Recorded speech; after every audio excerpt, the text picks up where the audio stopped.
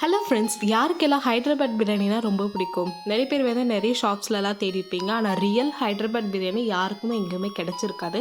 எனக்கு பர்சனலாக எங்கேயுமே கிடைக்கல. ஸோ நான் எங்கள் வீட்டிலே வந்து எங்கள் அப்பா ஹைதராபாத் பிரியாணி சூப்பராக செய்வார். சரி, அவர்கிட்ட நான் கேட்டதுனால அவர் எனக்காக சூப்பராக செஞ்சு கொடுத்தாரு. அதோட ரெசிபி உங்களுக்காக. நாட்டுக்கோழி நல்லா மஞ்சத்தூள்லாம் போட்டு வாஷ் பண்ணிவிட்டு அதில் ஒரு பேக்கெட் தயிர் போட்டுருங்க.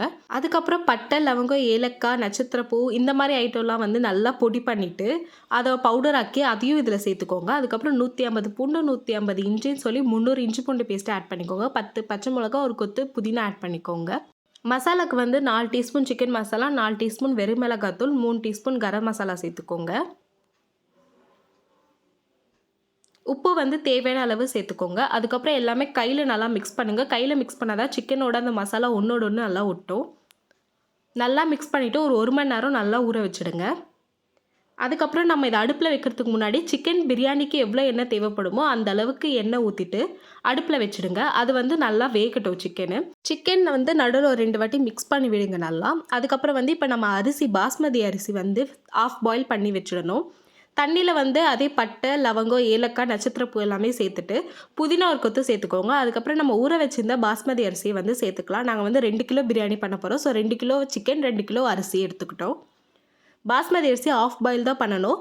ஸோ வந்து உப்பு அரிசியில் சேர்த்துக்கோங்க. ஏன்னா ஹைதராபாத் பிரியாணி ஃபுல்லாக டம்மு தான், நம்ம அரிசியை போட்டு வேக வைக்க போகிறதில்ல. ஸோ வந்து அதுக்கேற்ற மாதிரி உப்புலாம் சேர்த்துட்டு இறக்கிடுங்க. அதுக்கப்புறம் இதுக்கு வெங்காய தக்காளியே தேவைப்படாதுங்க. வெங்காயம் மட்டும் மேலே டாப்பிங்ஸ்க்காக கொஞ்சமாக எண்ணெயில் பொரித்து எடுத்துக்கோங்க. இப்போ வந்து நம்ம டம் போட போகிறோம். சிக்கன் நல்லா வெந்துடுச்சு. இப்போ வந்து கொஞ்சம் சிக்கன் கிரேவி வந்து தனியாக பாத்திரத்தில் எடுத்து வச்சுடுங்க. இப்போ வந்து மிச்சம் உள்ள சிக்கன் கிரேவியில் வந்து நம்ம வெடித்த ரைஸை வந்து சேர்த்துக்கலாம். அடியில் வந்து ஒரு ரவுண்டு ரைஸ் சேர்த்துட்டு அதுக்கப்புறம் ஃபுட் கலர் இருக்கும்லங்க, அதில் வந்து ஒரு 2-3 கலர் எடுத்துக்கோங்க. நாங்கள் வந்து இன்றைக்கி எல்லோ அண்ட் ஆரஞ்சு எடுத்துக்கிட்டோம். அது வந்து அப்படியே லைன் பை லைன் போட்டு விட்டுருங்க. மேலே கொஞ்சம் வந்து கொத்தமல்லி, அப்புறம் முந்திரி, நம்ம ஃப்ரை பண்ண ஆனியன் எல்லாமே சேர்த்துக்கலாம். இது வந்து ஃபஸ்ட்டு லேயர் ரெடி பண்ணியாச்சு. இப்போ வந்து அந்த லேயருக்கு அப்போ வந்து நீங்கள் வடித்து அந்த அரிசி தண்ணியும் லைட்டாக ஊற்றிக்கோங்க. அதுக்கப்புறம் நம்ம செகண்ட் ரவுண்டுக்காக மறுபடியும் தனியாக எடுத்து வச்சுருந்தா சிக்கன் கிரேவியை ஆட் பண்ணிக்கலாம். அந்த கிரேவியில் இப்போ மறுபடியும் பேலன்ஸ் உள்ள ரைஸ் எல்லாமே நம்ம சேர்த்து ஆட் பண்ணிடலாம். அதுக்கப்புறம் நம்ம ஃப்ரை பண்ணி வச்சுருந்தா ஆனியன் இப்போ செகண்ட் ரவுண்ட் ஆட் பண்ணிவிட்டு முந்திரியும் சேர்த்துக்கலாம். நம்ம ஃபஸ்ட்டு லேயர் எப்படி ஃபுட் கலர் ஆட் பண்ணுமோ அதே மாதிரி இந்த செகண்ட் லேயருக்கும் ஃபுட் கலர் ஆட் பண்ணணும். இப்போ இது லாஸ்ட் லேயர்னால நம்ம வந்து நெய் ஊற்றிக்கலாம். நெய் வந்து ஒரு 100-150 கிராம் நெய் தேவைப்படும்.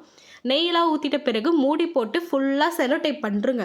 நல்லா செலோ டேப் பண்ணி அதை மறுபடியும் அடுப்பில் சிம்மில் வச்சுடுங்க. ஒரு 30 மினிட்ஸ் நல்லா வேகட்டும், டம் ஆகட்டும். ஆக்சுவலி வந்து பிரியாணிக்கு எல்லாமே அடுப்பு மேலே ஏதாச்சும் கல் மாதிரி வைப்பாங்க. ஆனால் ஹைதராபாத் பிரியாணி வந்து நீங்கள் செலோ டேப் பண்ணி நல்லா சீல் பண்ணி வைக்கணும்.